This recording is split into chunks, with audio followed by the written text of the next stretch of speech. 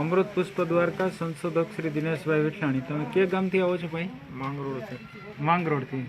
અને અગાઉ અમૃત પુષ્પ લઈ ગયા હતા? હા, લઈ ગયા. કેના માટે લઈ ગયા હતા ભાઈ? મારા પપ્પા માટે. બરોબર. અને શું તકલીફ હતી ભાઈ?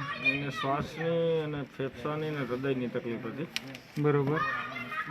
અને હાલ શું શું ફરક જણાય છે ભાઈ? આજે એલવીએફ જે ફંક્શન છે હૃદયનું, એમાં ઘણો 22% જેવો સુધારો છે. શ્વાસની તકલીફ હતી થોડીક સોલ્વ થઈ ગયેલી છે. હિમોગ્લોબિનમાં બહુ ડાઉન હતું. હિમોગ્લોબિન 7 જેવું જ હતું, જે છેલ્લા 1-2 મહિનાથી દવાનો ઉપયોગ કરતાં હિમોગ્લોબિન 10.10 થયેલ છે. અમૃત પુષ્પનો કોર્સ કર્યાથી હિમોગ્લોબિન 3% જેવું વધ્યું છે આપણે અગાઉના રિપોર્ટની જોતા, બરોબર છે? વધ્યું છે. બરોબર. અને તમે બીજી વખત અમૃત પુષ્પ લેવા આવ્યા છો, એટલે આપનો મોબાઈલ નંબર જણાવો. મારો મોબાઈલ નંબર 83 20 82 14 79 છે. કેટલા કીધા ભાઈ? 83 20 82 14 79.